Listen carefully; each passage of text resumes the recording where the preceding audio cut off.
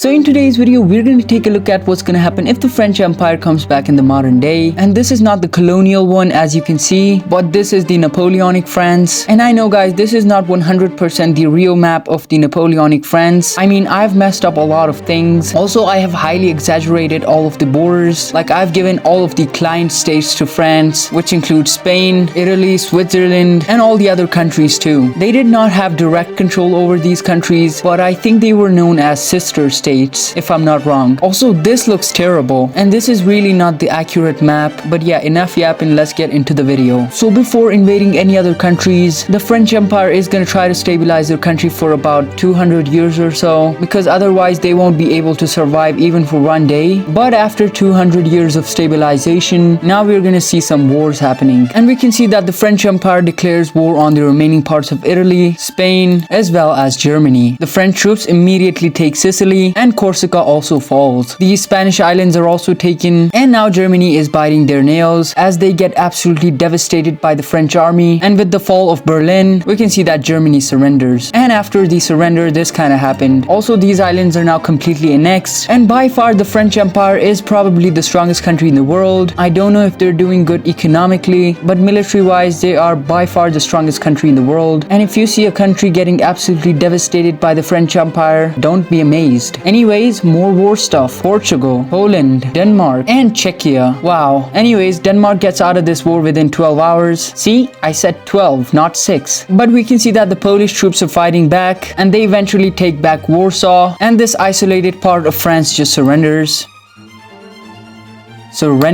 But France doesn't care for now, as they're focusing in on Portugal. We can see that the French troops are now entering Portugal in hopes of taking the capital city, which is Lisbon, and they do so successfully, and the remaining parts of Portugal just surrender. With the surrender of Portugal, we can see that the French troops are now going back, and they're going towards Poland. We can see that the French army arrives, and within 2 weeks they take Prague, and they also enter Poland. With the surrender of Prague, we can see that Czechia goes ahead and surrenders, and Poland is the only remaining country now. We can see that the French troops are making a spearhead towards Warsaw, and after a decisive military campaign, we can see that Warsaw was taken, and eventually all of the Polish troops are pushed back, and they finally go ahead and surrender. And in this peace negotiation, we can see that all of Poland as well as the Czech Republic were completely annexed, but Denmark and Portugal are now vassalized, and they're also going to be paying some war reparations to the French Empire, even though France was the one who declared war. But yeah, now an interesting thing is going to happen. You guys ever heard of coalitions? Well, now you're gonna see one. And coalition in 3,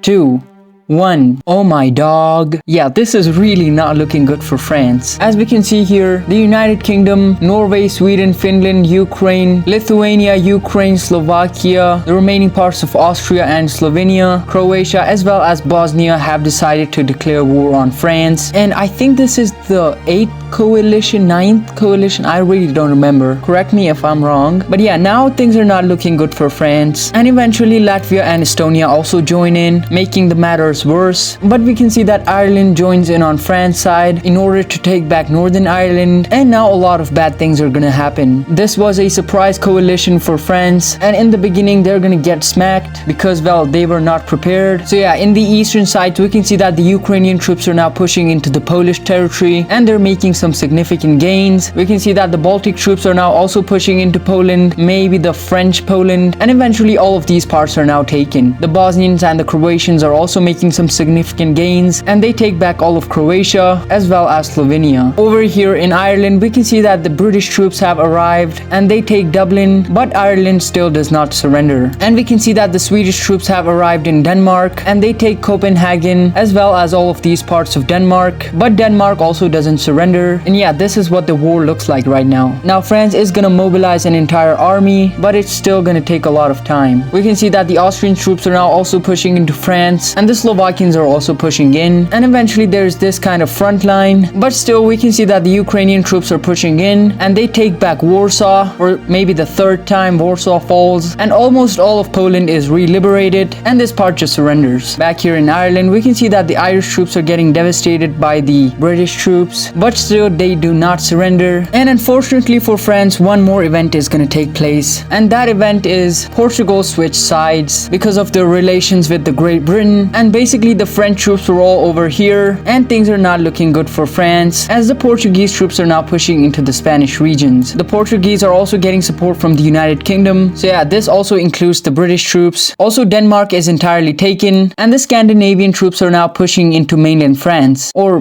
maybe mainland Germany, I don't know. But it is now that we can see a fully mobilized French army arriving on the front lines. Unfortunately, Ireland just surrenders, and the British are now completely focused in on France. But yeah, this army arrives on the front line, and they push back the Ukrainians as well as the Baltic states. They were also able to retake all of these regions, and they even push in and capture Bosnia.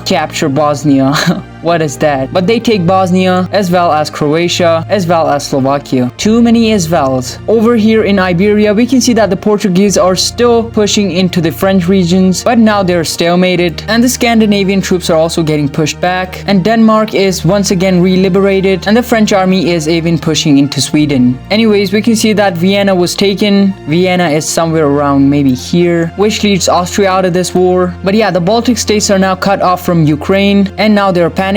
And after a decisive military campaign, we can see that Lithuania and Latvia just fall, and Estonia just surrenders. Finland and Norway kind of dragged themselves out of this war because they could not gain anything, even if they kind of like won. And now things are not looking good for the blue team. The French army devastates all of the Ukrainian army, and they also capture Slovakia, and this is what the war looks like right now. But guys, this was the part 1 of what's gonna happen if the French Empire comes back, and because of the coalition, I'm making 2 parts on this video. So yeah, anyways, this is gonna be it for today's video. If you enjoyed this video, make sure to subscribe, leave a comment, and tell me what you guys want to see in the future, and thank you for watching.